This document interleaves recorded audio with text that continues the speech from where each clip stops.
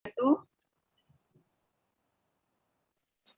Boleh dong dijawab salamnya, dibuka dulu. Waalaikumsalam warahmatullahi wabarakatuh. Terima kasih, boleh. Alhamdulillahirrahmanirrahim, kita ketemu lagi bareng-bareng Muslimah Sahabat Masjid seperti biasanya di kajian Muslimah Sahabat Masjid yang dilaksanakan setiap minggu ketiga pada setiap bulannya. Dan qadarullah bulan kemarin kita nggak bertemu karena Bunda ada sakit, jadi alhamdulillah kita sekarang bisa ketemu lagi. Mudah-mudahan kita semua yang ada di sini selalu diberi kesehatan beserta dengan keluarga kita masing-masing sama Allah Subhanahu wa taala. Yang lagi sakit segera diberi kesembuhan. Amin. Seperti biasa saya mau menjelaskan lagi mengenai program Muslimah Sahabat Masjid. Jangan bosan-bosannya karena mudah-mudahan nanti banyak yang tertarik lagi kalau saya akan jelaskan terus setiap kajian berlangsung. Jadi program utama kita adalah tahsin, belajar baca Quran bersama Muslimah Sahabat Masjid yang diadakan di 3 tempat, tapi karena online ini kita bisa ikut yang di mana aja dan semuanya ada di Surabaya. Muslimah Sahabat Masjid berdomisili di Surabaya. Jadi nanti setiap ada tahsin, saya akan share di grup undangannya dan juga linknya. Insya Allah linknya selalu sama setiap tahsin dengan link yang kita gunakan sekarang ini. Siapa saja boleh ikut, tidak perlu daftar, tidak perlu malu-malu atau sungkan-sungkan untuk belajar. Jadi siapa aja boleh ikut, yang nggak ada uzur boleh menyalakan kamera, yang ada uzur boleh menyalakan kamera, boleh sambil belajar membaca Al-Quran, dan boleh hanya mendengarkan saja. Jadi semuanya boleh ikut. Nanti kalau lama-lama mendengar, siapa tahu nanti suatu saat mau ikut untuk belajarnya. Ya. Oke, untuk mempersingkat waktu, langsung aja kajian ini kita buka. Nanti sebelumnya Mbak Diana akan membacakan ayat suci Al-Quran dulu dan akan dibuka dulu oleh Mbak Eva. Monggo Mbak Eva, silahkan.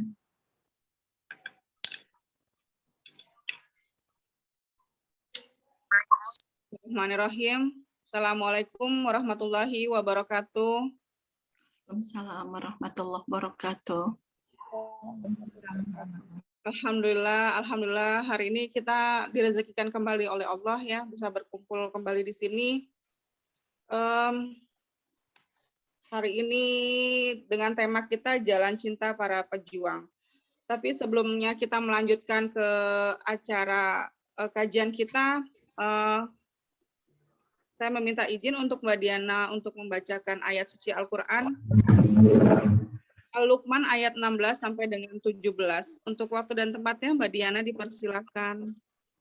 Ya, terima kasih Mbak Eva. Assalamualaikum warahmatullahi wabarakatuh. Mohon izin Bunda, Ibu-ibu. Fadhal Mbak.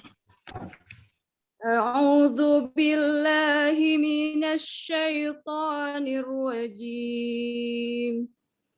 Bismillahirrahmanirrahim. Ya bunayya innaha in taku misqala habbah habbatin min khardalin fatakun fi sakhratin aw fis samawati aw fil ardi ya'ti biha Allah. Inna Allah latifun khabir.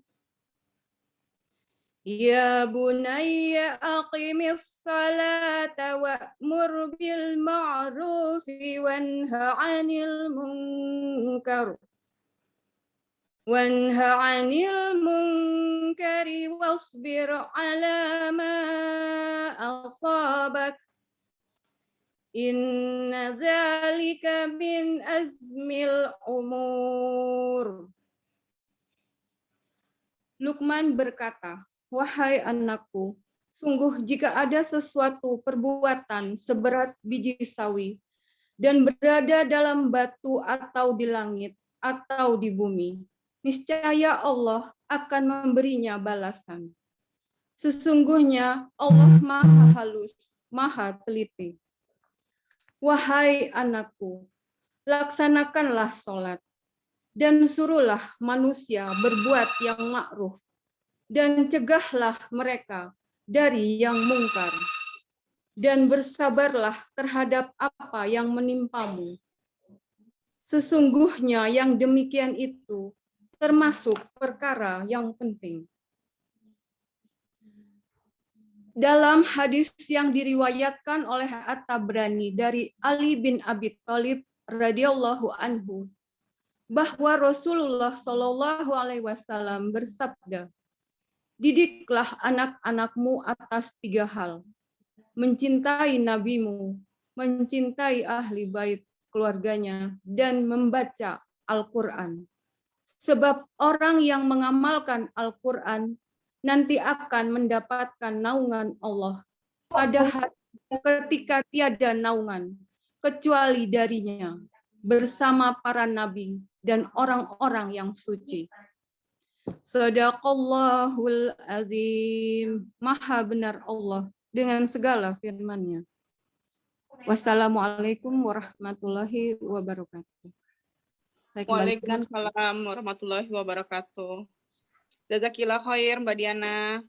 Masya Allah. Ya, untuk mempersingkat waktu, karena 1 bulan kita sudah tidak lama ya nggak bertemu, pasti banyak hal-hal yang akan disampaikan oleh Bunda untuk kita semuanya. Bunda masih stay tune ya? Saya nggak lihat Bunda. Bunda masih stay tune? Masih. Oh, alhamdulillah. Ya, kalau begitu Bunda untuk waktu dan tempat dipersilakan. Baik, terima kasih Mbak Eva, Mbak Diana, Mbak Mira, dan teman-teman yang lain. A'udzubillahi minasyaitonirrajim. Bismillahirrahmanirrahim. Asyhadu an la ilaha illallah wa asyhadu anna Muhammadan abduhu wa rasuluh. Rabbi israh li sadri wa yassir li amri wahlul 'uqdatam min lisani yafqahu qawli. Bismillahirrahmanirrahim. Assalamualaikum warahmatullahi wabarakatuh. Waalaikumsalam warahmatullahi wabarakatuh. Waalaikumsalam. Alhamdulillah wa syukrulillah, sahabat-sahabat solihah yang semoga Allah rahmati, dipertemukan Allah meskipun di dalam webinar ini insya Allah dalam keadaan sehat walafiat, dalam keadaan iman dan dalam keadaan Islam. Salawat dan salam semoga tercurah kepada Nabi Allah Muhammad Sallallahu Alaihi Wasallam beserta keluarga dan sahabat-sahabat beliau sampai kepada hari ini, sampai akhir zaman kelak amma ba'd. Sahabat-sahabat solihah yang semoga Allah rahmati, hari ini kita akan mengambil sebuah tema yang saya beri judul Jalan Cinta Para Pejuang. Kenapa judul ini saya sampaikan? Karena pada musim pandemi ini teman-teman, semua dari kita ini adalah para pejuang. Baik sehat maupun yang sakit, semua adalah para pejuang. Dan Allah telah menyediakan jalan-jalan cintanya untuk kita lalui, agar kita bisa melalui ujian-ujian yang Allah berikan kepada kita ini. Semua dari kita ini para pejuang, teman-teman, tidak pandang bulu apakah dia kaya ataupun miskin, apakah dia sehat maupun sakit, apakah dia ini tua ataupun muda, laki-laki atau perempuan, berdaya ataupun tidak berdaya, berpendidikan maupun tidak berpendidikan, dia berpangkat ataupun tidak berpangkat, semua dari kita para pejuang. Kalau kita memaknai setiap yang Allah berikan kepada kita ini sebagai bentuk kebaikan.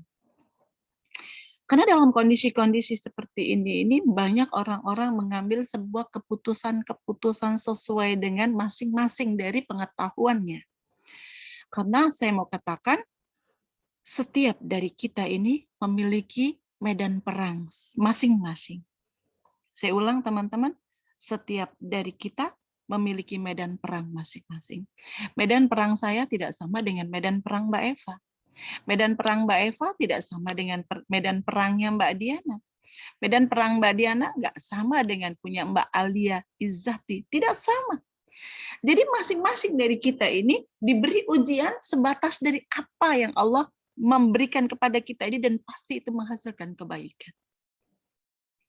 Dan pastinya ketika kita diuji dengan kemampuan masing-masing, la tukallifullahu nafsan illa usaha, inilah Allah itu memberikan kita ini masing-masing medan perang dan pasti kita bisa. Tergantung dari kita bagaimana kita ini mengerjakan ujian-ujian itu.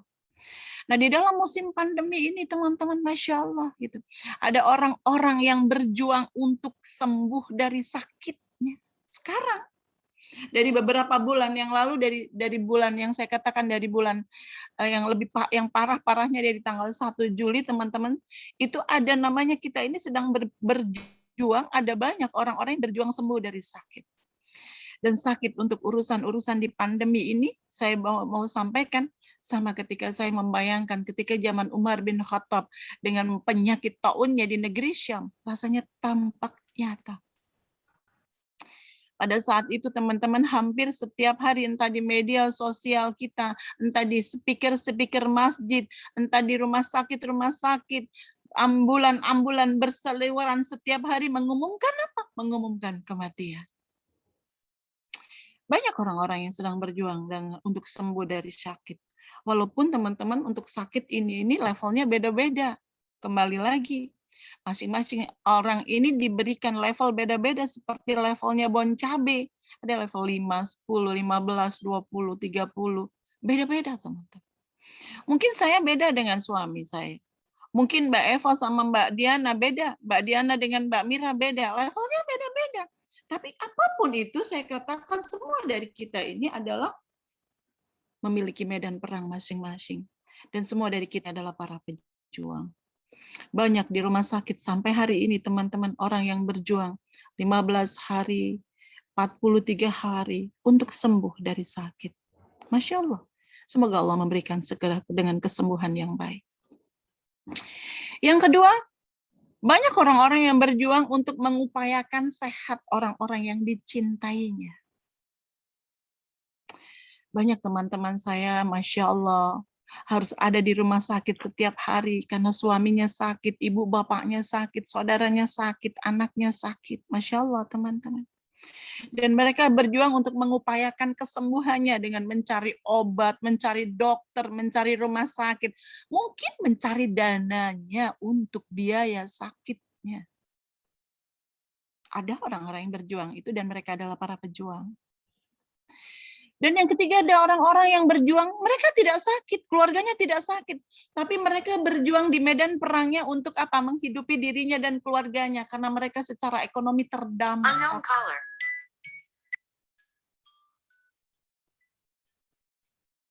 Karena sebentar teman-teman, mohon maaf. Halo? Lagi kenapa? Saya lagi ngajar, Bu. Saya lagi ngajar. Lagi ngajar saya.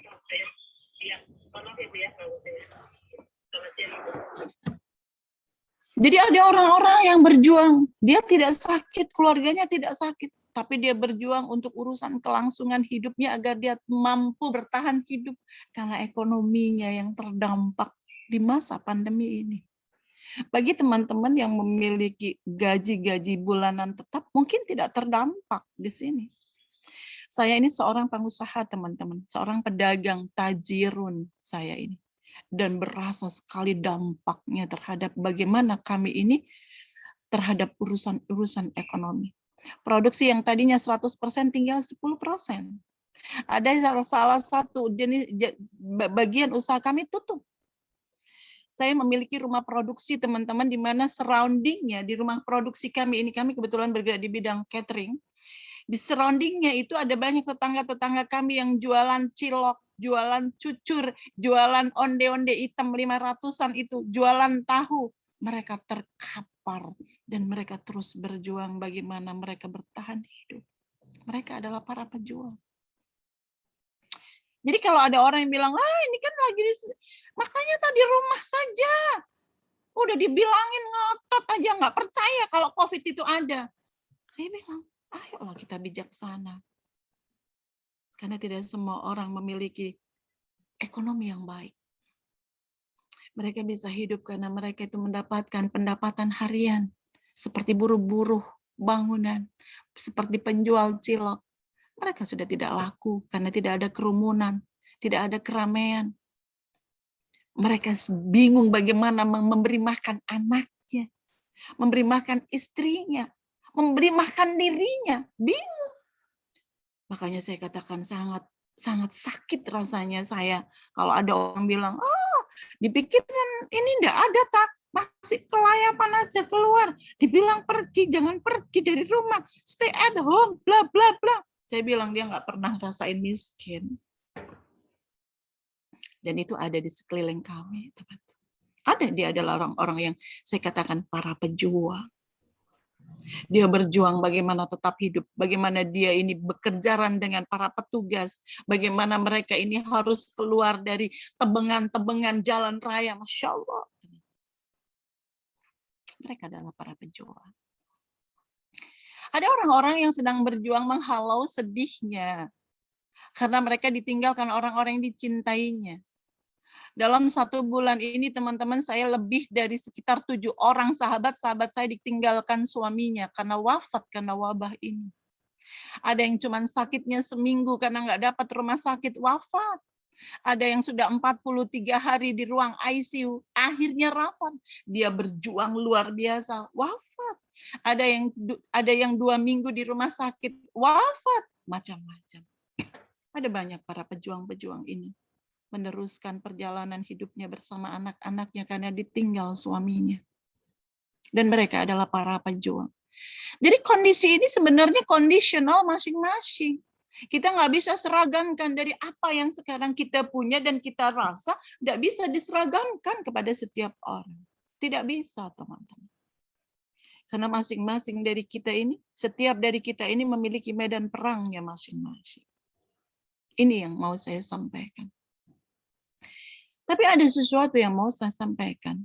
Apapun kondisinya itu, teman-teman, apapun yang harus kita kerjakan, yang harus kita follow up untuk melanjutkan hidup ini, untuk berperang dalam kondisi sulit ini, teman-teman, kita boleh mengambil literasi dari mana saja. Literasi kesehatan, literasi ekonomi, literasi kedudukan sosial, literasi macam-macam. Boleh, silakan. Tapi jangan pernah lupa, teman-teman, ujung dari semua setiap tindakan kita ini harus merujuk kepada agama ini. Kenapa? Karena itulah jalan yang paling selamat. Selamat itu bukan berarti kita ini tidak pernah sakit loh. Selamat itu bukan berarti kita nggak pernah bangkrut loh. Selamat itu bukan berarti kita tidak bisa mati loh. Selamat itu, teman-teman, adalah apabila kita setiap yang kita kerjakan ini menghantarkan kita ini sampai di surganya Allah. Jadi kalau jenengan mau sakit, selama sakit itu menjadi sarana kita bisa sampai di surga, itulah yang saya katakan barokah. Selama kita ini tidak memiliki uang, bangkrut, kita tidak punya apa-apa usaha karena pandemi ini, dan kita merujuk agama ini bagaimana kita harus menyikapinya, itulah yang selamat. Dan kata Rasulullah SAW, Masya Allah, beruntung kita ini sebagai Muslim. Kenapa? Setiap kejadian itu menjadikan kita menjadi orang yang beruntung. Kalau engkau ini mendapatkan nikmat, lalu engkau bersyukur, kata Rasulullah, dia beruntung. Kalau engkau mendapatkan ujian, musibah, lalu engkau bersabar, dia beruntung. Nah, ini yang diajarkan oleh agama kita, teman-teman. Setiap kejadian ini, pakailah rujukan agama kita ini. Kalau kita rujukan prokes, iya sudah jelas. Makan yang sehat, istirahat yang cukup, tinggal di rumah, social distancing, pakai masker, cuci tangan. Iya, benar. Itu adalah salah satu bentuk ikhtiar kita. Urusan ekonomi, kita harus kreatif dan lain sebagainya. Iya, tapi kalau kita menyikapi tentang setiap ujian, apa yang harus kita kerjakan, saya katakan ambillah rujukan agama ini. Dan di musim pandemi ini adalah musimnya orang sempit. Di musim pandemi ini musimnya orang sulit. Di musim pandemi ini musimnya orang sakit, orang sedih, orang segala macam bentuk perasaan ada di musim ini. Bagaimana kita menyikapinya? pakailah yang apa kata agama ini. Sehingga kita ini bisa berjalan melaluinya dengan cara-cara yang baik. Kalau seandainya kita mati dalam kondisi-kondisi pandemi ini, kalau kita berjalan mengerjakan ujian ini dengan agama ini, itulah yang selamat. Apapun itu, teman-teman. Nah, kondisi-kondisi inilah yang harus saya pengen sekali membingkai, teman-teman. Ada satu hal yang ingin mau saya sampaikan, ada beberapa hal, bahwa jalan cinta kita yang sudah Allah berikan kepada kita ini luar biasa. Pandemi ini baru dua tahun, teman-teman. Sedangkan kalau kita tarik di belakang, Masya Allah, sudah berapa lama jenengan belajar? Mbak Diana, Mbak Eva, Mbak Mira, lama banget kita ini diberi kesempatan belajar. Belajar tahsin, belajar tajim, belajar tafsir, belajar tahfiz, riyadus sholihin, fikih, tazkiyatun nafas, anything. Lama. Dan ilmu inilah teman-teman yang harusnya menjadi penuntun amal kita. Pada saat kita ini bahagia, ilmu ini yang manfaat. Pada saat kita sedang diuji di musim pandemi ini, ilmu ini yang harusnya manfaat. Kata Ibunda Imam As-Sawdi dikatakan, bilang begini, anakku, kalau seandainya bertambahnya ilmumu, tidak bertambah takutmu kepada Allah, dan tidak bertambah baiknya kata-katamu kepada sesama, sesungguhnya ilmumu itu sama sekali tidak berguna. Lu kita ini sudah belajar tahsin sudah berapa lama? Wah, lama banget. Sampai subuh sakurunge subuh loh. Sekarang ini kita tahsin bareng. Tapi pelajaran-pelajaran yang kita kerjakan dalam kebaikan itu harus ada bentuk nyata di dalam keluarga kita. Ibunya kemana-mana belajar tahsin, tarjim, macam-macam yang tahta itu. Tapi di rumah tidak kunjung bisa mampu mengendalikan amarahnya. Sesungguhnya ilmunya sama sekali tidak manfaat. Wah, ngajar ngaji di mana-mana. Lupa anaknya tidak dibersamai dalam urusan dengan Quran. Ilmunya tidak manfaat. Ngaji tazkiyatun nafas, tapi sama anak seperti macan. Ilmunya tidak manfaat. Ngaji fikih di mana-mana, tapi sama suami jauh dari takzim kepada suami, ilmunya tidak manfaat. Saya sebenarnya ilmu itu yang merasakan manfaatnya pertama kali siapa? Orang-orang yang paling dekat di rumah kita, teman-teman. Siapa itu? Suami dan anak-anak. Bukan berarti setelah kita ngaji ini mereka itu menjadi takut dengan kita, menjadi ilfil sama kita. Ada yang salah dengan kita. Ini yang mau saya sampaikan, bahwa sebenarnya sebelum masa pandemi ini, kita diberi kesempatan cukup lama untuk belajar, sehingga pada saat di pandemi ini, teman-teman, kita ini sekarang mengaplikasikan ilmu yang kita pelajari kemarin. Pandemi ini baru 2 tahun, sedangkan kita ini sudah belajar bertahun-tahun. Saya kenal sama Mbak Diana itu sudah nggak tahu tahun kapan, nggak ngerti. Sangat lama, jauh sebelum pandemi. Berarti kita ini sudah belajar sangat cukup lama. Sehingga harusnya kejadian pandemi ini kita bisa kerjakan seperti apa kata agama ini. Ini yang pertama. Kalau di sini pada saat pandemi ini masih banyak keluhan, banyak di pandemi ini banyak hujatan, banyak yang menjadikan sempit, menjadikan baper, ngeluh. Kemana ilmu kita kemarin yang kita pelajari cukup lama itu kemana? Katanya Ibunda Imam As-Sawdi, sesungguhnya ilmu sama sekali tidak berguna. Yang kedua, saya mau sampaikan teman-teman bahwa setiap musibah, setiap ujian yang kita dalam di dalam pemikiran kita ini bahwa setiap ujian itu pasti sempit, pasti tidak nyaman, pasti membuat sedih, pasti dengan segala macam sulit, sedih, sempit dan lain sebagainya. Itu seperti kita sekarang masa pandemi ini, setiap ujian yang Allah berikan kepada kita ini pasti menghasilkan kebaikan lebih baik daripada ujiannya itu sendiri. Menghasilkan kebaikan jauh lebih besar daripada ujian itu sendiri. Dan ini yang jarang sekali kita promosikan, jarang kita viralkan. Kita ini kan cuma ketika menghadapi ujian ini kan kita cuma dibombardir dengan hal-hal yang serem-serem. Jangan keluar rumah, cuci tangan, jauh-jauh dengan orang, jangan buat kerumunan. Salah tahu? Benar, ini benar. Tapi itu saja tapi tidak pernah dibicarakan tentang kebaikan di balik ujian ini.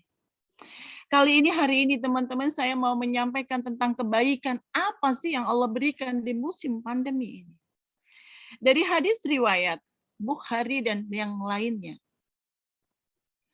Dari Aisyah istri Nabi, beliau bercerita bahwa beliau bertanya kepada Rasulullah SAW perihal ta'un, perihal wabah.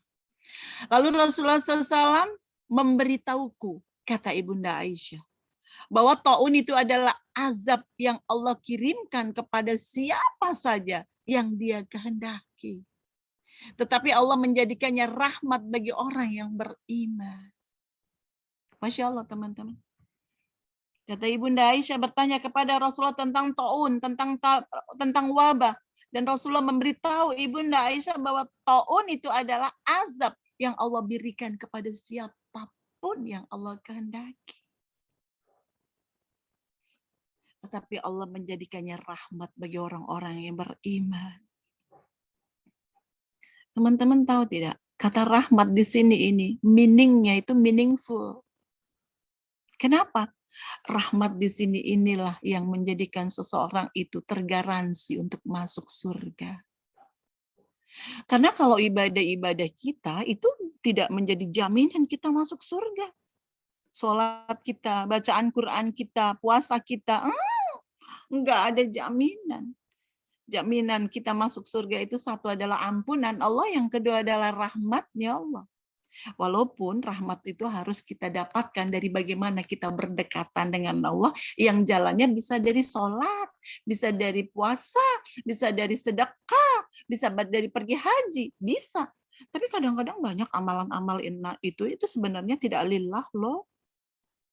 Sholat itu tidak lillah. Sholat kadang-kadang nggak ada Allahnya. Sedekah kadang-kadang juga tidak lillah. Masya Allah teman-teman. Salat itu kadang-kadang tidak lillah. Sedekah tidak lillah.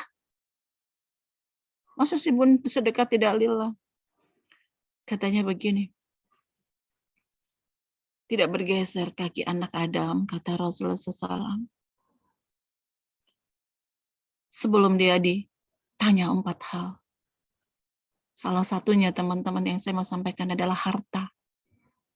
Dan harta itu teman-teman untuk apa dan bagaimana dia membelanjakannya. Dan untuk hartanya manusia itu ada 3 macam. 1 diterima dan 2 ditolak. 1 yang diterima adalah harta yang halal dan dibelanjakan untuk hal yang halal. Yang 2 ditolak adalah dia mendapatkan dengan cara yang dia mendapatkan dengan cara yang halal, tapi dibelanjakan dengan cara yang tidak halal. Dan yang kedua, hartanya halal, dibelanjakan untuk tujuan ria. Masya Allah, kayaknya gue banget deh. Selama ini beli tas branded kan untuk berbangga-bangga. Beli mobil untuk berbangga-bangga. Beli rumah bagus untuk berbangga-bangga. Jalan-jalan, pelesir, dibuat konten dan ditaruh menjadi status. Masya Allah, teman-teman. Banyak yang mesti harus kita waspadai. Inilah yang mau saya sampaikan. rahmat bagi orang-orang yang beriman. Lalu apa terusannya dari hadis itu? Dikatakan begini, Masya Allah. Maka tiada seorang pun yang tertimpa taun, kemudian dia menahan diri di rumah dengan sabar, serta mengharapkan ridho darinya, serta menyadari bahwa taun tidak menimpanya kecuali telah menjadi ketentuan Allah untuknya. Apa kata Rasulullah SAW? Niscaya dia akan memperoleh pahala seperti pahala orang yang mati syahid meskipun dia tidak wafat. Saya mau sampaikan kepada teman-teman, inilah pahala yang ada di dalam kondisi wabah ini. Walaupun kita ini tidak wafat, tidak mati, kita tinggal diam di rumah, lalu kita bersabar, ridho atas ketentuan Allah dan iman bahwa ini adalah ketentuan yang Allah yang berikan kepada siapa saja, kita akan mendapatkan pahala orang yang mati syahid meskipun kita tidak mati. Sebelum saya melanjutkan tentang bagaimana pahala ini terjadi, teman-teman, saya kepengen sekali menunjukkan tentang orang-orang yang mati syahid itu apa sih pahalanya. Di hadis riwayat At-Tirmizi dan yang lainnya, Rasulullah SAW bersabda, orang yang mati syahid di sisi Allah mempunyai beberapa keutamaan. Satu, di hadis riwayat Tirmizi, satu, ketika dia masuk ke dalam kuburnya, dia tidak membawa dosa sedikit pun. Ada yang lebih baik dari ini? Bukankah kita ini tempatnya dosa, teman-teman? Orang yang mendapatkan pahala mati syahid itu adalah orang yang apabila dimasukkan kuburnya, dia tidak membawa dosa sedikit pun. Ini kata Rasulullah SAW loh. Yang kedua apa? Di kuburnya, dia diberi tontonan kedudukan dia di surga. Ini loh Eva, surga yang nanti bakal kamu mau tempatin. Kayak gini, setiap hari ditunjukkan. Yang ketiga, ditunjukkan bidadari-bidadari yang akan menemani kelak di surga sebanyak 72 bidadari. Ditunjukkan di kuburnya itu ditunjukkan. Ini loh Mira, bidadari yang akan menemanimu. Yang keempat, dia tidak mendapatkan siksa kubur. Bukankah kita tiap hari berdoa sama Allah, Rabbana, hamba memohon ya Allah, jauhkan hamba dari siksa kubur. Bukankah itu yang kita minta tiap hari? Tapi orang yang mendapatkan pahala mati syahid itu, dia tidak mendapatkan siksa kubur. Yang berikutnya adalah dia dibebaskan dari rasa takut ketika pada saat masa berbangkit. Teman-teman, kalau kita mati itu pasti. Kalau kita nanti akan tinggal di kubur itu pasti. Kalau kita nanti akan dibangkitkan di masa pembangkitan itu pasti, teman-teman. Pasti.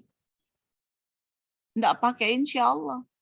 Tapi kalau semua, apakah kita ini kena penyakit COVID? Enggak semua pernah kena. Mungkin dari 40 teman-teman ini belum tentu loh. Pasti ada yang tidak sakit karena COVID. Ada. Saya dari satu keluarga itu yang tidak kena adalah mama mertua saya, kakak ipar saya, dan adik kandung saya yang nomor 3. Selebihnya kena semua. Nah, ini yang mau saya sampaikan bahwa orang yang mati syahid itu dibebaskan rasa takutnya ketika dia dibangkitkan dari kubur. Kenapa? Ketika masa berbangkit, teman-teman, orang-orang bangkit tanpa busana, tanpa alas kaki, matahari sepenggala. Ada orang-orang yang keringatnya sampai mata kakinya. Ada orang-orang yang keringatnya sampai dadanya. Ada orang-orang yang keringatnya itu sampai di atas hidungnya. Dia timbul tenggelam dengan keringatnya saking panasnya saat itu. Dan orang-orang yang mati syahid, dia akan mendapatkan perlindungan. Dijauhkan dari rasa takut pada masa berbangkit itu.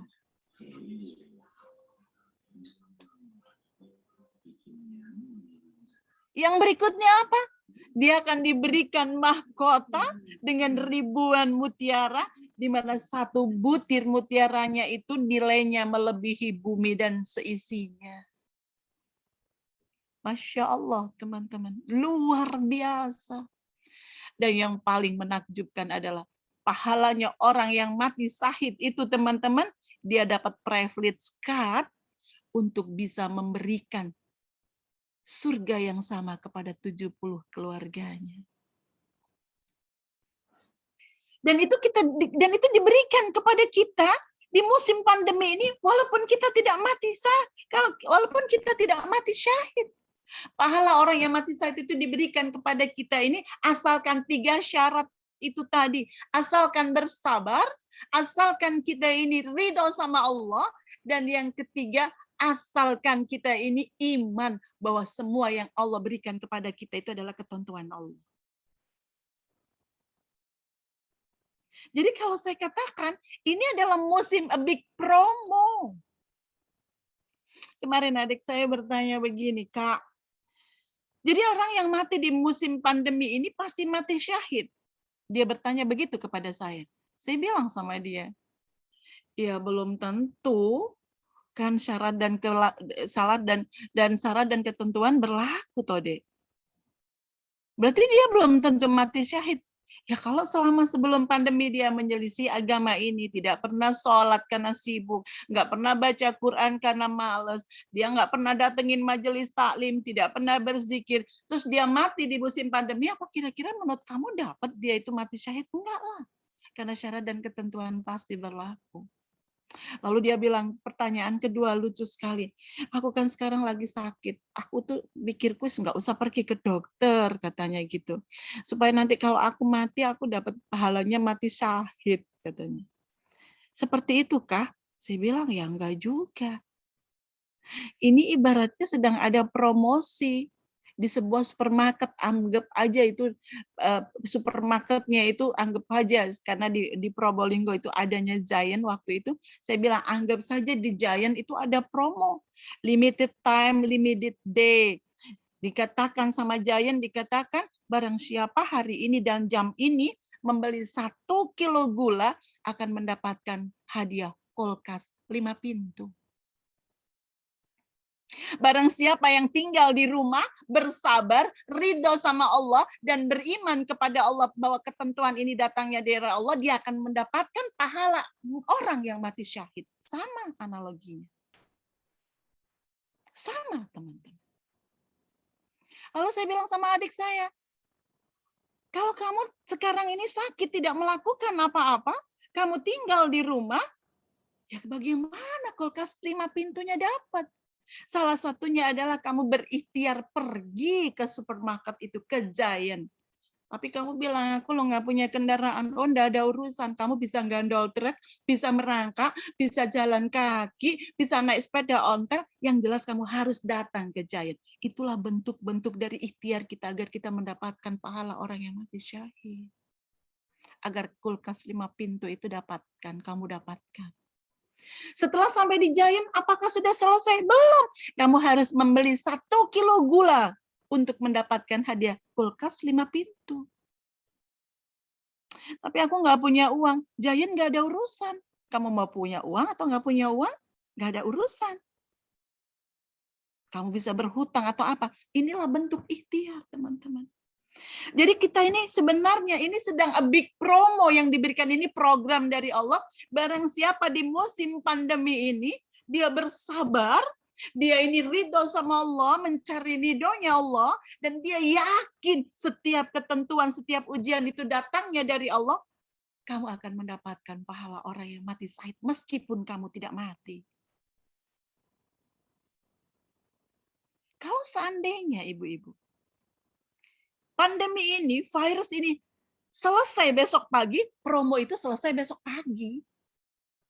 Kalau seandainya dia ini COVID-19 itu bersih, minggu depan promosi mati syahid kulkas 5 pintu itu selesai minggu depan.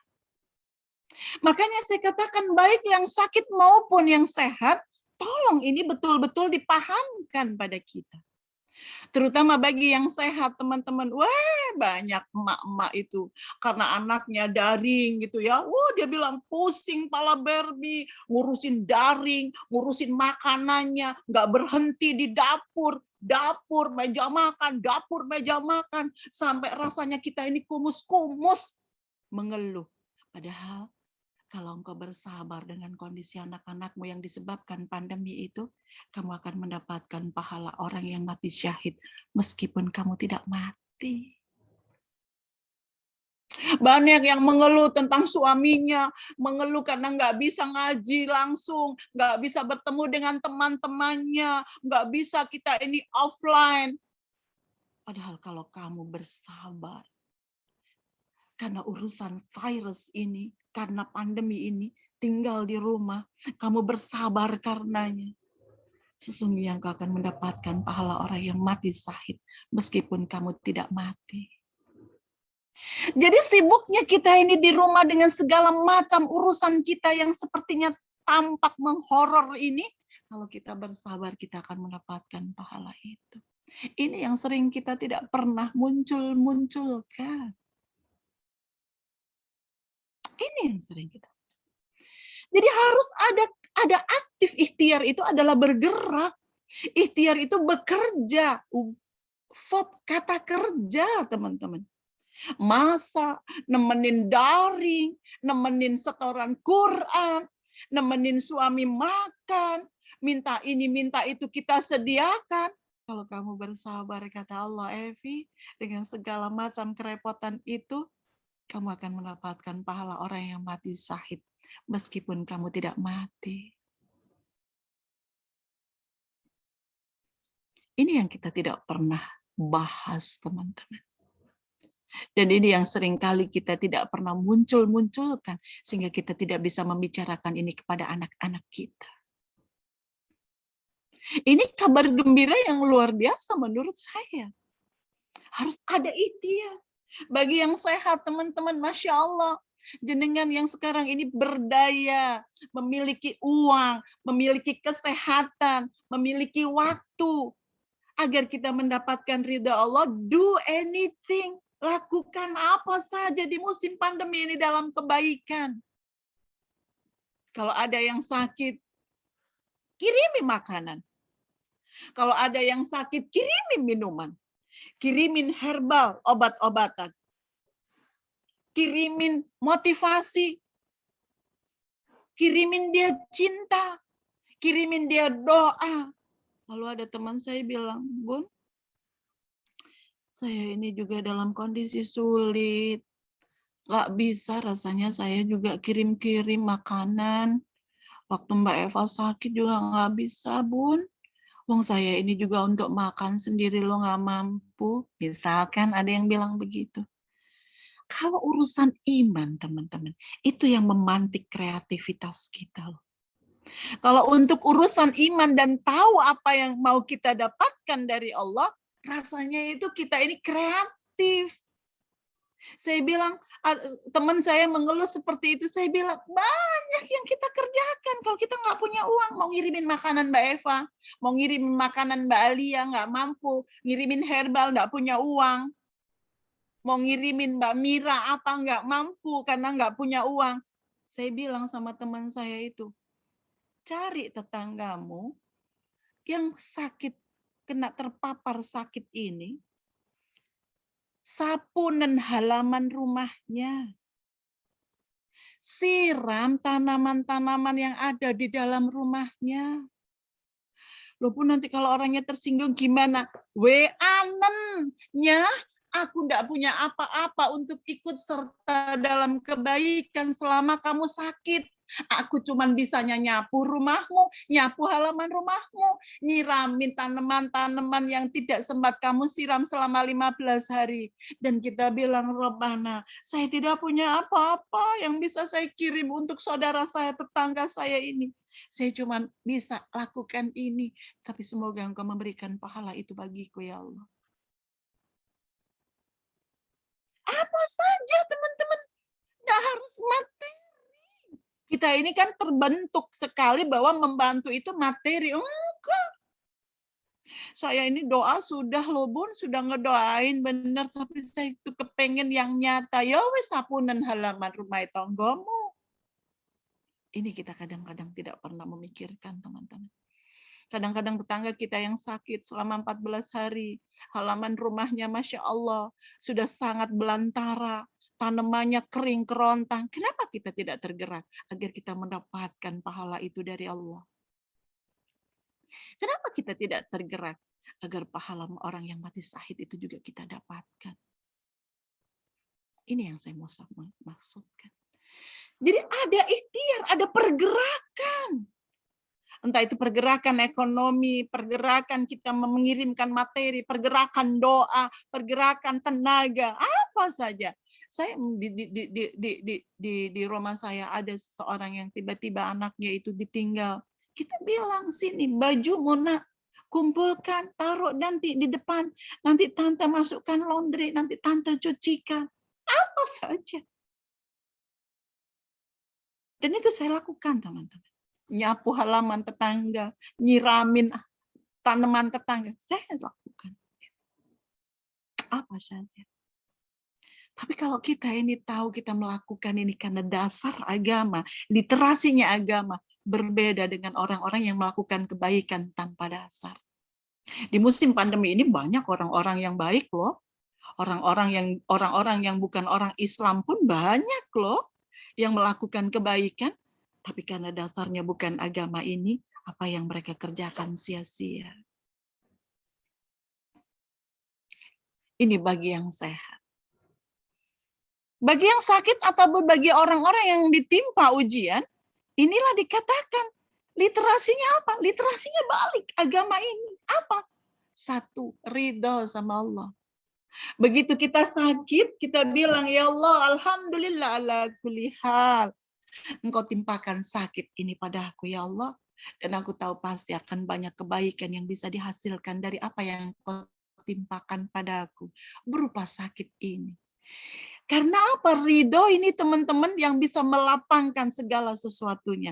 Ridho ini yang menjadikan jernihnya pikiran kita. Ridho ini yang mendatangkan pertolongan Allah kepada kita. Dan ridho ini teman-teman demi Allah yang bisa menghasilkan memproduksi syukur. Kalau jenengan tidak mampu ridho, jenengan gak akan pernah mampu bersyukur. Tidak bisa. Karena ridho ini adalah jalan paling pintas untuk bisa bersyukur, untuk bisa bersabar. Ini teman-teman yang mesti harus kita kerjakan. Jadi begitu ujian itu ditimpakan, karena ujian di musim pandemi ini bukan hanya sakit. Sudah saya katakan mungkin ada ujian-ujian ekonomi, ujian-ujian ukhuwah, banyak teman, ujian anak, ujian suami, banyak sekali teman-teman. Nah, yang dilakukan pertama kali kata Rasul apa? Ridho, accepted. Saya terima ini ya Allah. Saya terima ya Allah. Karena itu yang kita bisa menghasilkan syukur dan sabar. Menghasilkan syukur dalam kondisi seperti ini, Bun, bisa. Masya Allah. Saya sudah berulang kali bercerita tentang sahabatnya Ibnu Athaillah As-Sakandari. Apa kata beliau katanya? Ibnu Athaillah As-Sakandari, saya ulang cerita ini teman-teman. Agar kita ini semakin kuat, kita ini memaknai tentang apa yang mau saya sampaikan hari ini. Ibnu Athaillah As-Sakandari memiliki salah seorang sahabat yang pernah dilanda sakit. Sakitnya adalah sakit buang-buang air. Sampai dibuatkan lubang di tempat tidurnya. Karena dia sudah tidak berdaya dengan sakitnya. Tapi menariknya di dalam kisah itu dikatakan sakit dari sahabatnya ini selama 30 tahun. Suatu hari ada salah seorang sahabat dari si sakit ini membesuknya. Dan sahabatnya itu menangis melihat kondisinya si sakit. Kering kerontang. Tidak kunjung sembuh selama 30 tahun. Tapi tidak kunjung wafat pula. Lalu ditanya sama si sakit, kenapa engkau menangis? Bagaimana aku tidak menangis? Aku melihat kondisimu yang luar biasa ini. Sakit yang tidak kunjung sembuh. Dan sudah sangat-sangat lama. Allah tidak memberikan kamu segera untuk dapat sembuh dari sakitmu dan engkau juga tidak kunjung wafat. Apa kata si sakit? Demi Allah, saudaraku, apa yang terjadi dalam hidupku ini, dengan sakitku ini? Kata si sakit, demi Allah, yang menjadikan aku bersyukur. Lalu dia berkata, bagaimana mungkin kamu bersyukur dengan kondisi seperti ini? Kata si sakit, ketahuilah saudaraku, sesungguhnya aku ini memilih sehat, tapi Allah memilihku sakit. Sesungguhnya aku ini memilih untuk segera sembuh dari sakit, tapi Allah memilihku untuk tetap sakit sampai hari ini. Tahukah kamu saudaraku, kata dia, sesungguhnya pilihan Allah itu jauh lebih baik daripada pilihanku sendiri. Bagaimana mungkin aku tidak bersyukur dengan keadaan yang Allah pilihkan ini untukku? Banyak teman-teman kita memilih, tapi tidak diberi sama Allah. Allah memilihkan kita dengan kondisi-kondisi yang seolah-olah tidak baik bagi kita. Kita memilih anak kita untuk lulus, memilih anak kita masuk di perguruan fakultas tertentu, tapi tidak diterima. Hancur hati ini. Padahal itu adalah pilihan terbaik dari Allah. Kita memilih anak kita ini bisa bekerja di tempat itu, tapi tidak diterima. Sedih hati kita. Padahal itu adalah pilihan terbaik. Apapun keputusan yang Allah berikan kepada kita adalah pilihan Allah. Dan pilihan Allah itu adalah yang terbaik. Makanya kalau kita ini ridho sama Allah, yang tadi dikatakan Rasulullah SAW ridho, sehingga Allah ridho pada kita, teman-teman, itulah yang menjadikan kita ini lapang dalam dada kita, dan jernih pikiran kita. Dan itu adalah produksi yang mampu memproduksi sabar dan syukur. Dan yang ketiga, kita ini tahu iman bahwa setiap yang Allah berikan kepada kita, baik yang kita suka maupun yang tidak suka, adalah ketetapan Allah. Hamba tahu ya Allah, ini adalah ketetapan yang Engkau timpahkan pada aku. Dan hamba tahu ya Allah, akan banyak kebaikan di balik semua ini. Berikan aku tambahan kesabaran. Kenapa orang tadi itu bisa seperti itu? Karena iman, teman-teman. Kenapa dia bisa membaca bahwa kondisinya dia yang 30 tahun sakit, buang-buang air itu, kenapa dia bisa bersyukur? Karena iman. Karena hatinya lapang, bersih, jernih pikirnya. Kita yang hanya baru beberapa bulan PPKM ini aja, ya Allah, ngomel-ngomelnya Masya Allah. Ngomel-ngomel karena kita ini mau pergi ke sana ke Tepeng, pergi ke sana ke Tepeng. Padahal itu mungkin yang terbaik buat kita. Kita yang tidak bisa pergi kemana-mana, tinggal di rumah. Kita bilang stres, kita bilang bahwa ini psikologis yang kena. Ya karena memang karena kita iman, kita perlu kita telisik. Yang kita merasa repot ngurusin segala sesuatunya karena gara-gara pandemi. Ya karena kita tidak paham bahwa ada big sale, ada big promo dari Allah, kulkas 5 pintu. Dan teman-teman tahu, sabar dalam ujian itu adalah sabar, tingkat kesabaran menurut syariat yang paling rendah, yang pahalanya paling kecil. Ada 3 jenis kesabaran yang ada di dalam syariat dan saya tidak akan membahasnya semuanya karena saya akan ingin menunjukkan adalah syariah yang paling kecil, yang paling rendah, yang pahalanya paling kecil dari 3 bentuk kesabaran itu. Dan kesabaran yang paling kecil itu adalah sabar ketika kita mendapatkan ujian. Kenapa Bun kok sabar dalam ujian itu yang paling kecil? Bukankah itu yang sehari-hari banget buat kita? Karena sabar dalam bentuk urusan-urusan ujian itu adalah hanya 2 pilihannya. Sabar atau tidak sabar. Dan dua-duanya tidak bisa mengembalikan kondisi yang seperti semula. Contoh, kemarin ada salah seorang sahabat saya kehilangan putranya. usianya sudah sekitar usia 30 tahun. Wafat karena COVID. Ada dua pilihan baginya. Dia meraung-raung, dia gulung-gulung, dia robek-robek bajunya. Anaknya tidak bisa hidup kembali. Atau dia bersabar dengan ketetapan Allah ini, anaknya pun juga tidak akan hidup kembali. Dia mau sabar atau tidak sabar, keduanya tidak bisa menjadikan anaknya hidup kembali. Misalkan saya punya ruko di PGS. Wah, laris banget. Mata pencarian saya di situ. Hidup saya gantungkan dari usaha itu. Tiba-tiba mendapat kabar terbakar. Kebakaran habis. Ada dua hal yang bisa saya lakukan. Saya tidak bersabar. Saya gulung-gulung. Saya marah-marah. Menghujat Allah. Saya mendapatkan dosa. Dan ruko saya tidak bisa terbangun kembali. Tidak bisa berdiri lagi. Atau saya bersabar dan saya mendapatkan pahala dari Allah, itu pun tidak menjadikan ruko itu berdiri kembali. Dua-duanya tidak mengembalikan kondisi yang telah terjadi.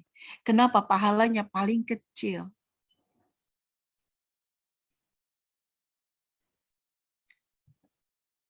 Kata Allah, di dunia ini ada dua jenis manusia. Yang satu orang ini adalah ahlil afiyah, orang yang tidak pernah diuji dengan ujian yang berat. Sehat, anaknya baik-baik, suaminya baik-baik, ekonominya juga baik-baik. Yang nomor dua adalah orang ahlul musibah. Sakit, melarat. Seperti teman saya, teman-teman, Masya Allah. Usahanya jatuh, tidak punya rumah, tidak punya kendaraan. Suaminya sakit kanker paru-paru. Dia tidak punya uang walaupun itu hanya untuk naik angkot.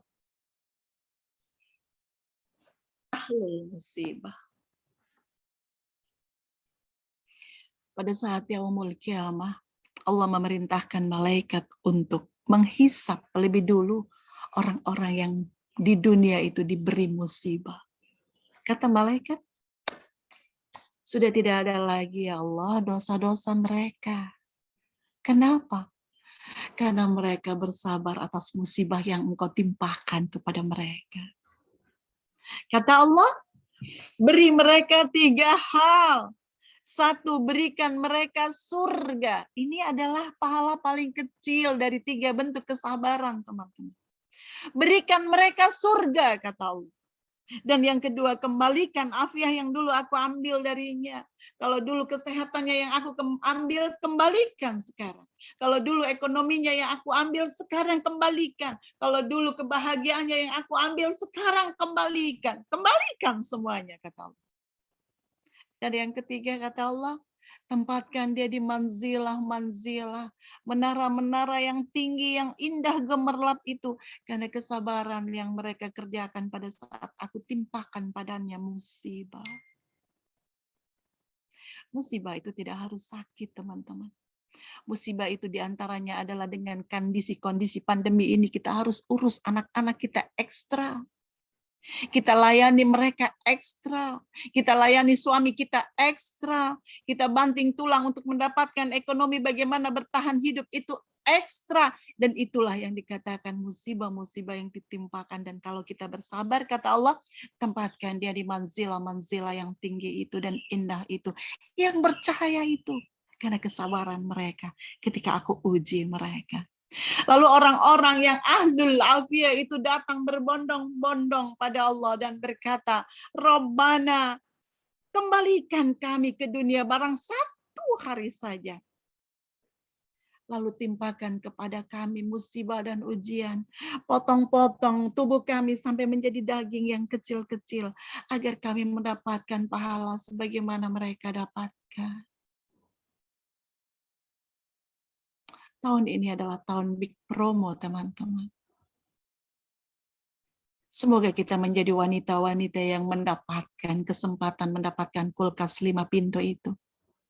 Semoga kita menjadi wanita-wanita yang mendapatkan pahala matinya orang syahid, meskipun kita tidak mati.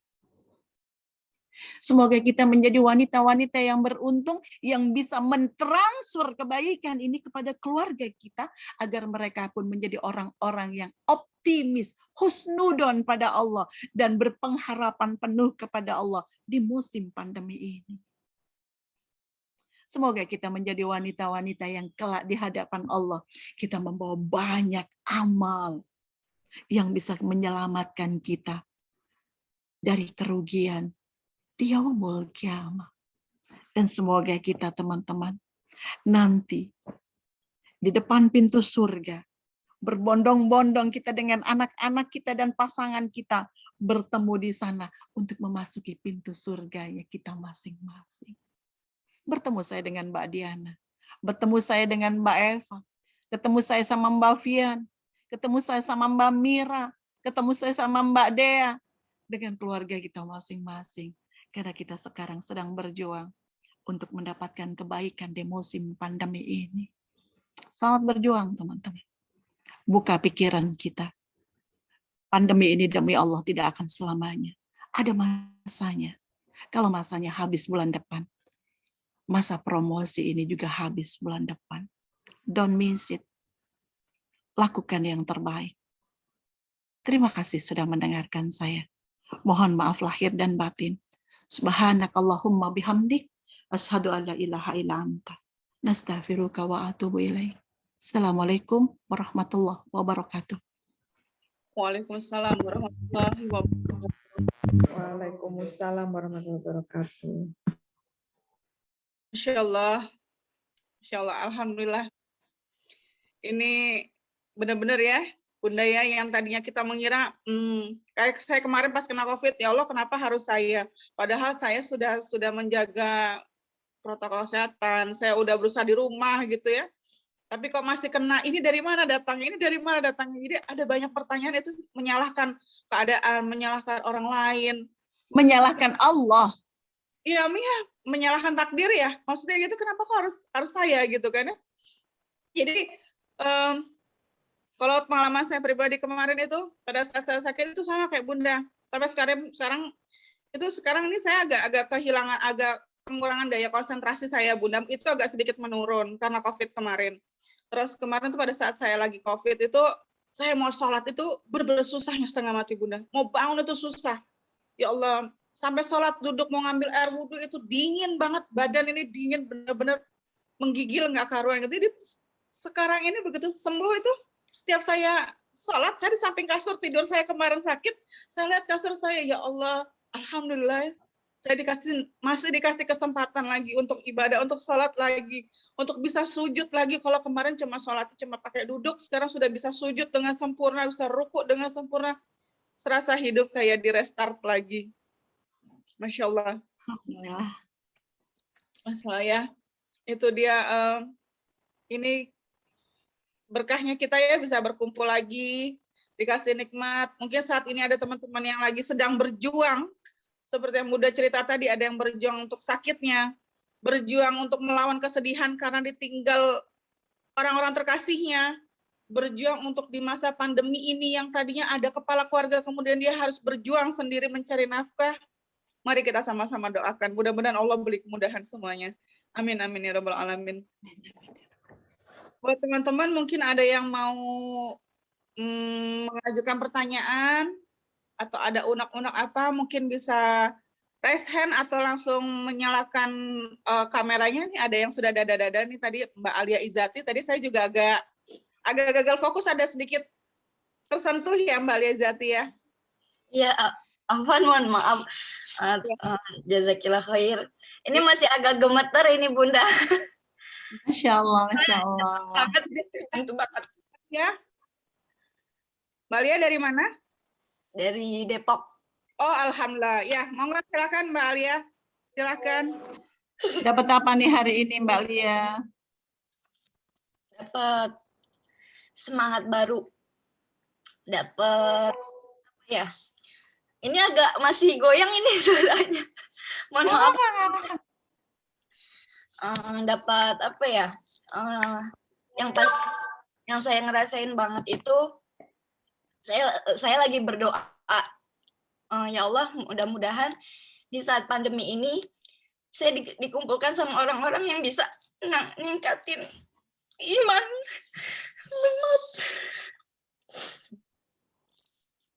Walaupun sebenarnya saya bukan yang banyak tertimpa musibah seperti di luaran sana gitu, cuma saya pengen dengan pandemi ini ada sesuatu yang baru dari diri saya gitu. Saya ingin hijrah ditemani orang-orang muslimah solihah gitu bersama dengan keluarga gitu, dan alhamdulillah sedikit demi sedikit gitu ya Allah kirimkan, Allah hadirkan gitu dari kajian yang satu dengan kajian yang lainnya, dan alhamdulillah hari ini ketemu dengan Bunda Elvi gitu dengan ceramah yang begitu menyentuh semangat, menyentuh hati gitu ya, yang mudah-mudahan jadi tambah kekuatan saya untuk bismillah hijrah gitu ya. Amin, amin, Allahumma amin. Kita istiqomah, terutama karena istiqomah itu kan butuh orang-orang yang memberikan kekuatan itu gitu. Nggak, kalau untuk sendiri gitu kan agak sulit gitu, namanya manusia itu kan tempatnya futur gitu. Alhamdulillah Allah jawab itu gitu, sampai ketemu Bunda ini mudah-mudahan bisa deket gitu. Amin, amin, Allahumma amin. Dan kita bisa jadi yang bisa jadi sahabat dunia akhirat gitu. Amin. Amin, amin, Allahumma amin, amin. Amin ya Allah, amin.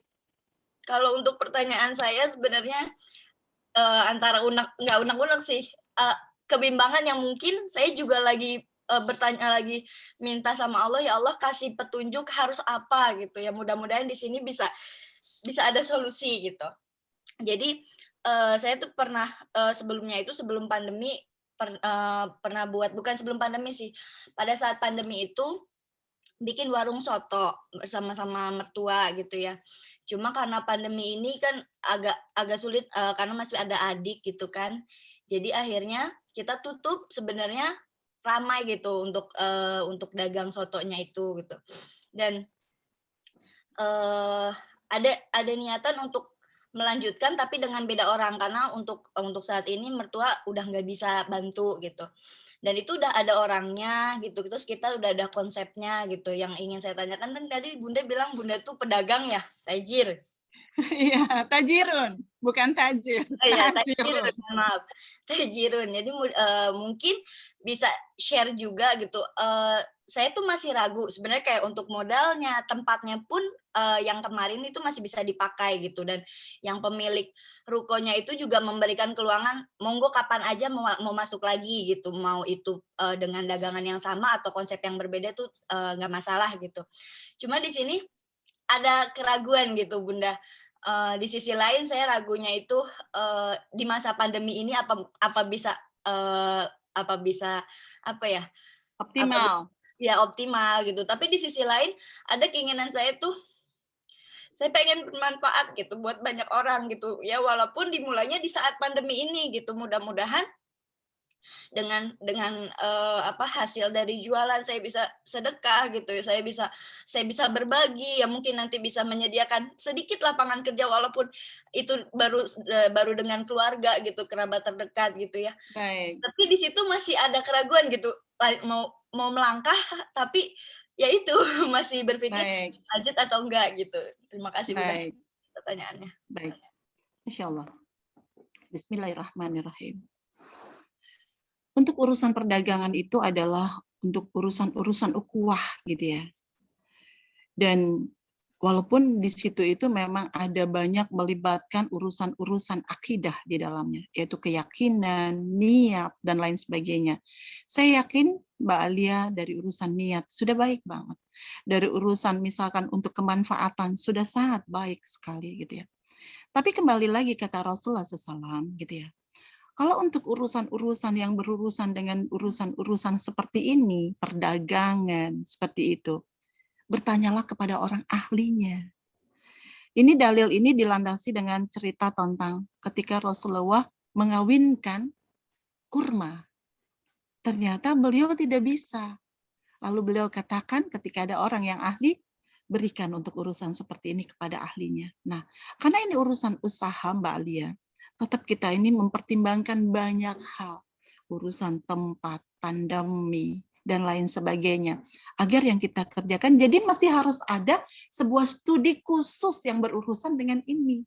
Jadi niat saja tidak cukup, gitu ya. Jadi kita memang harus, kita betul-betul kata Rasulullah, harus berpikir sesuai dengan orang yang ahli di bidang ini.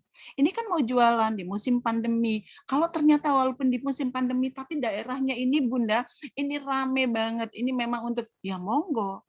Nah, saya tidak bisa mengkonsultasi ini karena saya tidak tahu tempatnya, gitu ya. Saya tidak tahu bagaimana antusias, maksudnya terhadap soto ini di daerah jenengan.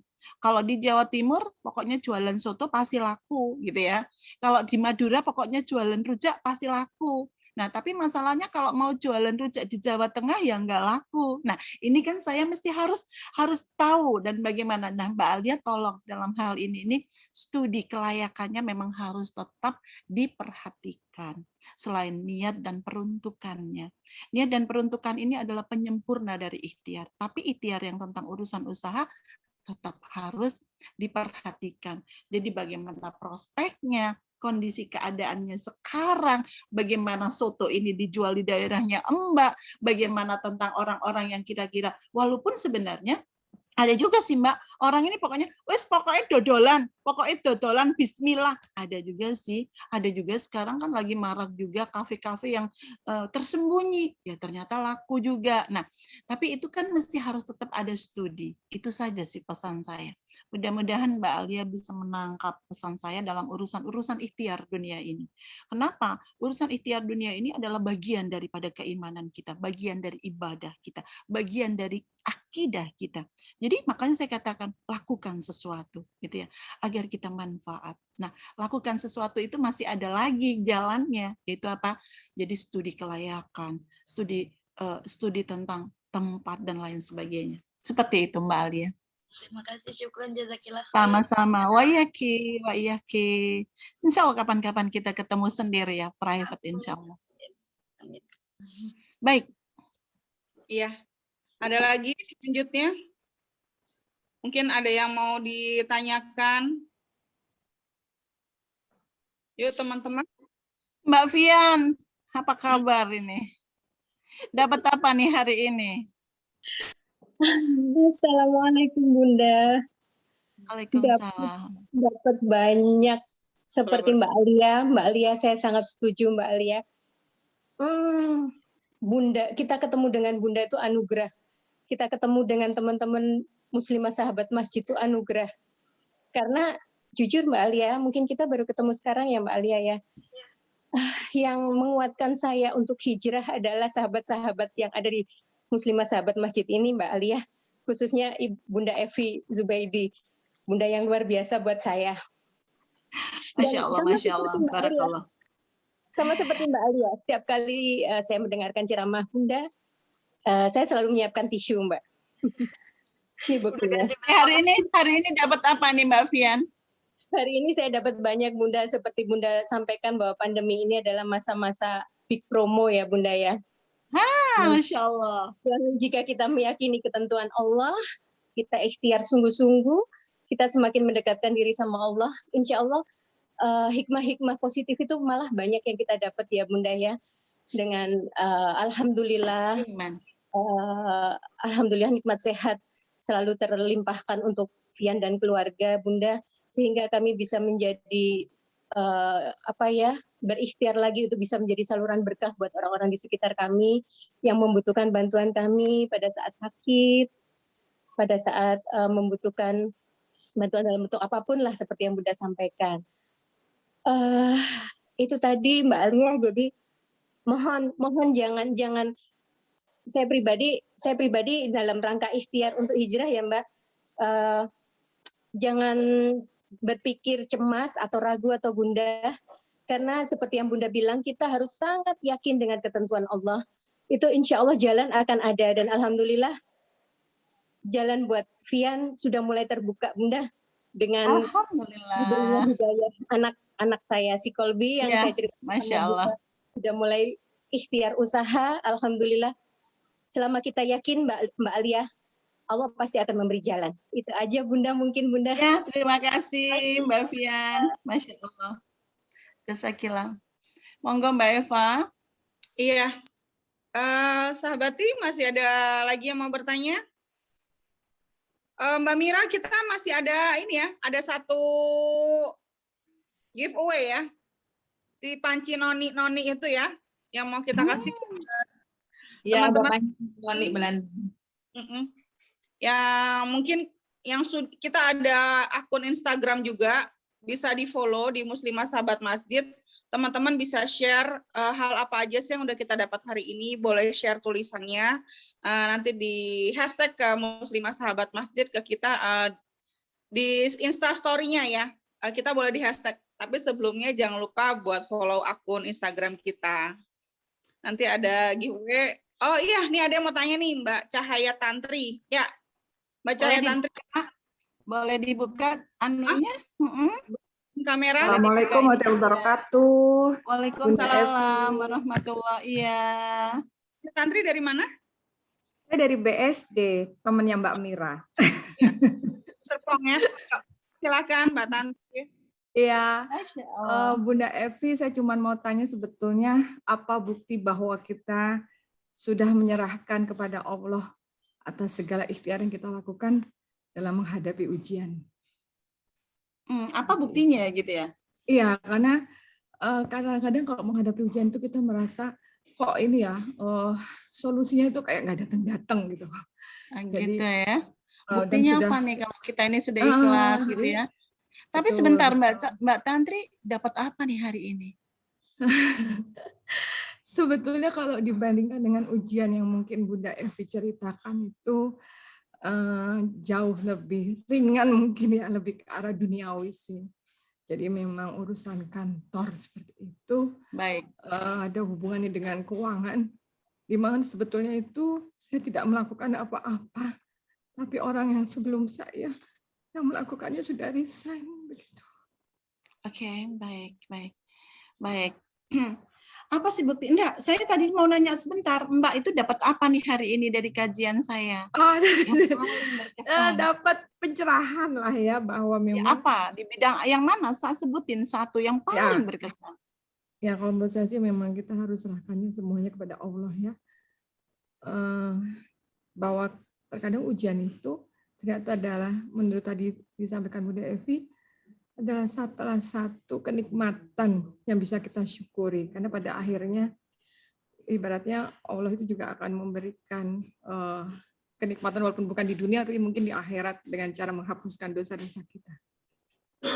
Seperti baik. itu. Apa buktinya kalau kita ini sudah maksudnya sudah ikhlas, buktinya apa? Bukti yang paling bisa jenengan ketahui gitu Mbak Tantri adalah ketika jenengan merasa lapang. Kalau jenengan masih berat, kalau jenengan masih galau, kalau jenengan masih sempit gitu ya, bukti jenengan belum betul-betul jenengan ini berserah diri kepada Allah. Berserah diri itu kita ini sudah lapang sudah, kita tinggal tunggu aja kabar baik dari Allah. Dan ini memang tidak mudah. Kenapa? Karena hadiahnya surga, bukan panci teflon. Hadiahnya ini surga, bukan sepeda. Jadi, kalau ini jalan ini dirasa berat, ya memang berat. Karena kata Rasulullah SAW, setiap kebaikan itu diliputi dengan sesuatu yang tidak mudah. Jalan surga itu diliputi dengan segala sesuatu tentang fitnah, keras, dan hal-hal yang tidak mudah lainnya. Jadi kalau Mbak Tantri sekarang menuju urusan-urusan kebaikan itu tidak mudah, itu artinya Mbak itu ada di track yang benar. Tapi bagaimana buktinya bahwa saya ini benar-benar sudah betul-betul ini, bahwa ini buktinya apa kalau saya sudah betul-betul ikhlas? Lapang. Kalau kepikiran iya. Seperti misalkan nih, kita ditinggal oleh orang yang kita cintai gitu ya. Sedih, ya iyalah Mbak.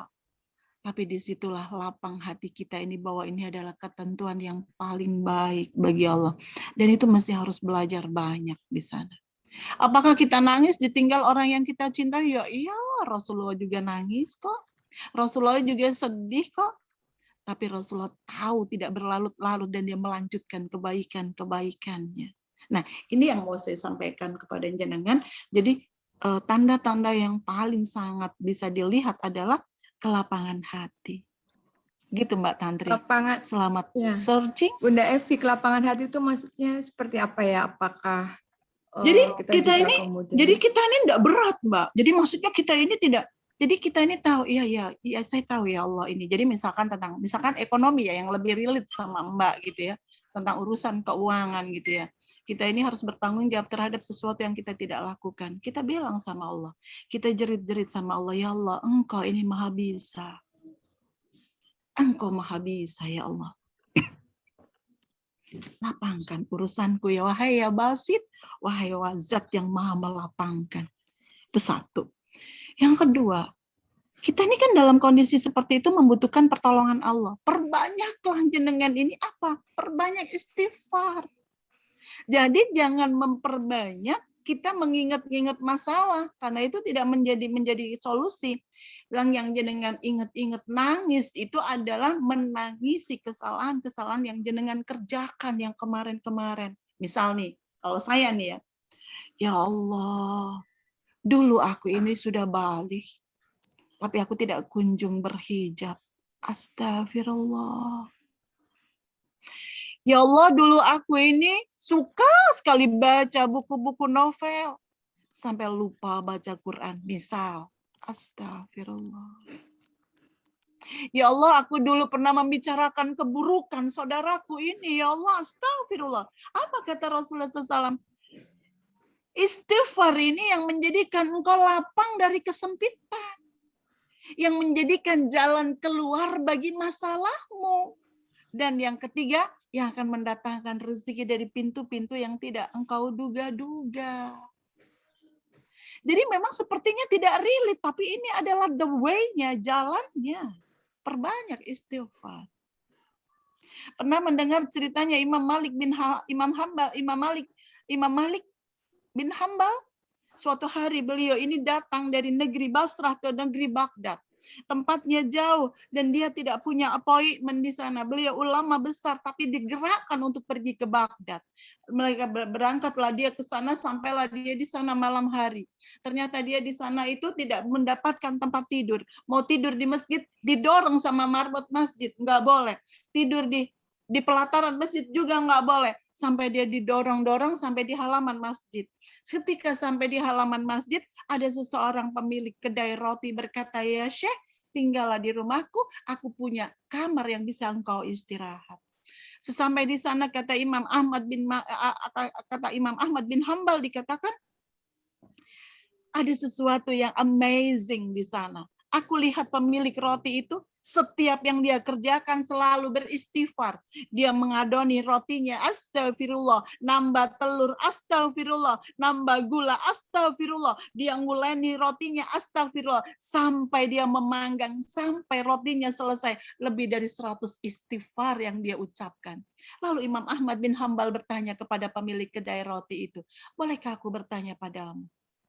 Sudah berapa lama engkau ini beristighfar seperti ini? Sudah sangat lama ya Syekh. Berapa lama? Sejak aku membuat roti.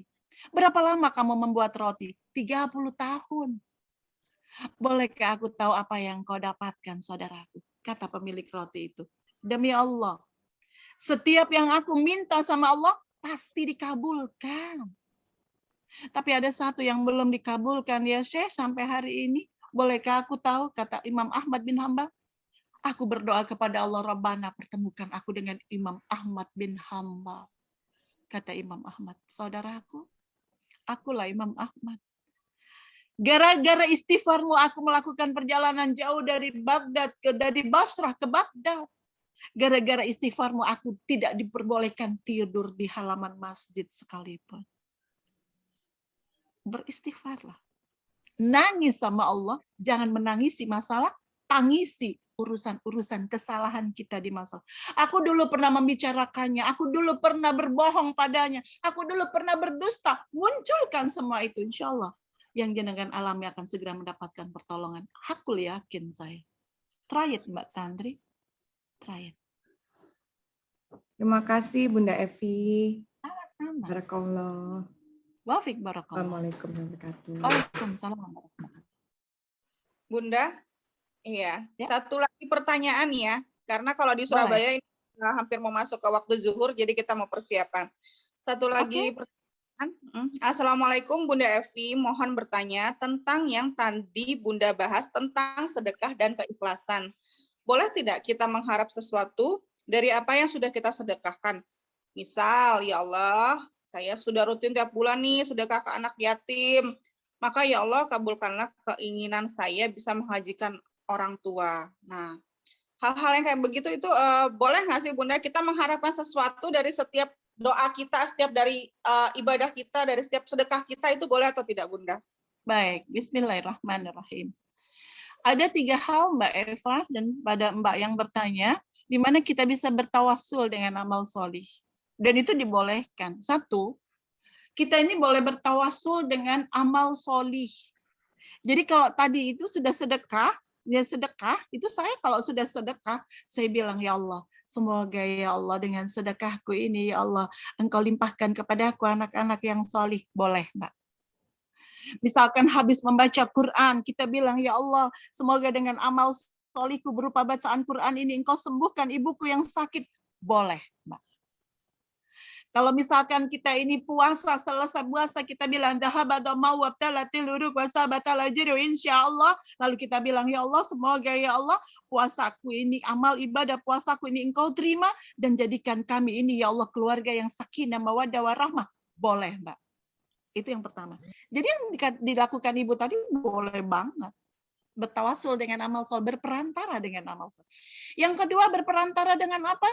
Yang kedua dengan perantara Asmaul Husna. Yang tadi saya sarankan kepada Mbak Tantri tadi, ya Allah ya Basit, wahai Allah yang maha melapangkan, ya Allah, lapangkan urusanku, ya Allah. Misalkan kita berdoa minta suami kita yang hatinya keras, misalkan kita bilang, Rabbana, Rabbana, ya Fattah, wahai yang maha membuka pintu kebaikan, buka hati suami saya, ya Allah, dalam pintu-pintu kebaikan. Boleh, ya Allah. Misalkan kita minta rezeki, ya Allah ya Razak, minta kaya, ya Allah ya Ghani, limpahkan padaku kekayaan, ya Allah, Engkau yang maha kaya. Boleh, Mbak. Ya Allah ya Sabur, berikan aku tambahan kesabaran. Boleh. Dengan Asmaul Husna. Yang ketiga yang disyariatkan dalam fikih adalah kita boleh bertawasul dengan amal solih, bertawasul dengan doanya orang solih. Misalkan nih Mbak Eva lagi ngaji tarjim dengan orang yang Masya Allah, misalkan dengan Ustadz Adi Hidayat atau dengan Ustadz-Ustadz yang ada di Surabaya, datangi, dan itu saya lakukan Mbak. Ketika saya ini berhadapan dengan Ustadz, habis setoran gitu, saya datangin Ustadz saya bilang, ya Ustadz, saya bertawasul dengan amal solih, saya bertawasul dengan doanya orang solih seperti antum. Tolong doakan anak saya ya Ustadz, agar mereka menjadi anak-anak yang solih. Boleh Mbak. Lalu kita datengin Ustadz lain ketika kita ini ngaji tarjim, kita datangin ya Ustadz, berjuang. Misalkan mereka udah pada pulang, saya boleh bertawasul dengan doanya orang solih ya Ustadz, tolong ya Ustadz, saya mohon pada Ustadz doakan agar masalah urusan kantor saya ini, Allah mudahkan untuk mendapatkan jalan keluar. Boleh, Mbak. Dan itu saya lakukan. Jadi itu jawabannya. Wallahu a'lam bishawab.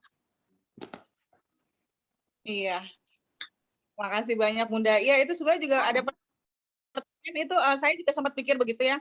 Jadi saya ini sekarang lagi kesenangan banget lihat ada Habib Novel itu beberapa kali itu selalu mengajarkan tentang zikir-zikir, gitu Bunda. Jadi setiap apa yang kita minta sesuai dengan kebutuhan kita, panggil namanya Allah sesuai dengan apa yang kita mau. Gitu kayak tadi kayak Bunda bilang. Itu sebenarnya adalah tawasul dengan Asmaul Husna gitu. Makanya teman-teman kita perlu belajar tentang asma-asmanya Allah gitu ya. Kita maknai dalam hati pelan-pelan satu-satu sehingga itu bisa kita recall ketika kita membutuhkan Allah. Menarik sekali itu sebenarnya. Iya. Iya, Bunda. Ada lagi teman-teman yang mau bertanya? Ini masih Ini tadi kok Mbak Mira nggak ada suaranya, Mbak Mira? Iya tuh, makasih Bunda. Mbak Mira nggak ada suara. Nggak ada suaranya itu. Kayaknya banyak banget yang didapat tuh, Bun. Coba, Bun, kita korek-korek dikit. Siapa tahu bisa share sama Ya, buat teman. kayaknya dia menyimak banget gitu. Mana Mbak Mira? Benar, Bun. Itu Kalau banyak Mbak banget yang Mira. tanya, Bun. Yuk, boleh, Bun, ditanya, Bun. Yang mana dulu? Mana Mbak Iya, Mira? Bu. Iya, saya tuh dengan kajiannya Bunda hari ini yang saat adanya wabah orang-orang yang mendapat pahala mati syahid adalah yang 1, 2, 3 itu ya Bun ya. Terus saya semakin yakin karena kemarin-kemarin itu saya termasuk orang yang super protektif, super duper. Nah jadi seperti yang saya pernah ceritain ke Bunda, jangankan musim pandemi, musim tidak pandemi aja anak saya sepedaan keluar kompleks sendirian nggak boleh sama saya gitu kan. Apalagi sekarang masa pandemi, jangan di luar banyak virus gitu kan. Terus suami saya mau berangkat kerja karena udah kelamaan WFH, begitu mau WFO, aduh khawatirnya luar biasa gitu. Aduh ingat lo ya prokes, jangan buka masker sama sekali, bla bla bla bla, banyak sekali kata mutiaranya sebelum berangkat. Terus tapi yang ketiga sini, tapi saya berusaha setelah saya kena COVID kemarin, jadi saya kena, Mbak Diana kena, Mbak Eva kena, Bunda juga. Pada saat saya kena itu pada saat tinggi-tingginya yang varian C itu Bunda, sama seperti Bunda kemarin yang lagi tinggi-tingginya itu. Jadi saya berpikir padahal saya sudah super protektif. Tetap loh saya kena gitu loh Bun. Jangankan ke pasar, keluar pagar loh saya nggak berani gitu kan, karena saking protektifnya. Nyatanya saya tetap aja kena, karena memang Allah pengen saya kena gitu ya Bun ya. Karena ini ketetapan Allah. Jadi sejak saat itu, apalagi tuh saya banyak bertemu dengan teman-teman yang soleh dan solihah, kemudian banyak bertanya kepada Bunda, pada saat saya sakit juga wejangannya Bunda banyak sekali gitu kan. Saya berusaha untuk tidak seperti itu. Ditambah dengan kajian Bunda hari ini bahwa kita yakin kita tidak akan tertimpa wabah kecuali atas izin Allah ya kan. Jadi saya insya Allah saya tambah meyakinkan diri saya sendiri bahwa kita nggak perlu, kita boleh ikhtiar, tapi kita tidak boleh seperti yang saya lakukan itulah Bun. Selalu kayaknya saya kalau di rumah lebih aman, padahal belum tentu juga ya Bun ya. Jadi alhamdulillah dengan kajian Bunda hari ini saya semakin yakin dengan apa yang saya berusaha coba rubah ini Bun. Terima kasih Bunda. Terima kasih. Terakhir hostnya Mbak Diana. Terakhir ya teman-teman. Kalau dia nih mestinya banyak yang didapat nih hari ini. Ya Bun, catatannya banyak tuh Bu, berapa halaman tuh? Kalau saya memang hobi mencatat ilmu dari sama, Bunda. Mbak. Enggak, bukan hanya. Tapi saya memang banyak, Mbak. Saya sama seperti Mbak Diana, saya suka mencatat banget gitu. Ayo Mbak, dapat apa nih hari ini Mbak? Yang paling aja deh. Ya, sebenarnya mungkin saya sudah tahu ilmunya bahwa kita harus bersabar, ridho sama Allah, iman pada ketentuan Allah. Tapi 2 bulan nggak ketemu Bunda, saya sempat mengalami futur Bunda. Terus terang saya sempat mengalami futur, dan dengan kajian ini saya diingatkan lagi bahwa ini kesempatan. Jadi di balik pandemi ini kesempatan berbuatlah yang terbaik ya, bersabarlah gitu loh, bersabarlah. Saya tahu kalau disuruh bersabar, tapi pada waktu menghadapi kenyataan lupa saya untuk, bukan saya bersabar saya marah, tidak bersabar saya marah, bukan, tapi mungkin lebih ke kok gini ya, kayak gitu, kok gini ya, sudah berusaha kayak gini kok nggak berhasil ya, kayak gitu. Terus kenapa kok ini ketetapan ini kok diberlakukan ke saya, kayak gitu, seperti itu. Tapi dengan adanya kajian ini bahwa lebih horor itu sebenarnya daripada marah. Ya Bunda. Lebih horor daripada marah itu. Kok bisa ya, kok diberikan ke saya ya, kok begini ya, kok kenapa ya, itu lebih horor daripada kalau marah itu cuma udah selesai sebenarnya. Iya, Oke, lanjut Pak. Dengan itu. kajian ini dapat kulkas 5 pintu. Itu saya diingatkan bahwa ini kesempatan saya, bahwa ini apa tadi, kesempatan tadi istilahnya bulan-bulan promo gitu loh Bunda. Iya. kesempatan Syahrullah kesempatan ini sebenarnya juga syahrullah, iya ya. Jadi ya ini ladang pahala yang bisa saya garap gitu loh Bunda. Jadi bukan mempertanyakan kenapa kok ladangnya seperti ini gitu kan, tapi bahwa masih banyak yang bisa saya lakukan meskipun pandemi ini gitu. Betul, Masya Allah, Masya Allah. Jadi saya Iya, Mbak sampai Diana. sampai berpikiran life is an option or life is just happen gitu Bunda. Jadi jangan cuma just happen kan Bunda ya, bahwa hidup ini pilihan. Iya, betul, hidup pilihan. Tapi kalau kita ini berdasarkan agama ini, tujuannya itu jelas gitu loh Mbak, dan hasilnya itu nyata gitu, nyata. Baik, terima kasih Mbak Diana, terima kasih, selamat berjuang teman-teman, selamat berjuang, sampai ketemu lagi insya Allah bulan depan. Mudah-mudahan kita, kalaupun seandainya sehat, umur kita barokah, seandainya kita sakit, sakitnya barokah, seandainya kita misalkan kita sedang sulit dalam urusan-urusan ekonomi, kesulitan ini akan membawakan kita dalam kebarokahan. Teman-teman, barakallahu fikum jami'an, sampai ketemu lagi insya Allah bulan depan. Semoga Allah panjangkan umur kita yang barokah ini, dipertemukan kita kembali untuk mengumpulkan amal yang lebih banyak lagi. Amin, amin ya rabbal alamin. Baik, Mbak Eva, saya kembalikan. Ya, Bunda. Bunda, terima kasih banyak untuk ilmunya hari ini.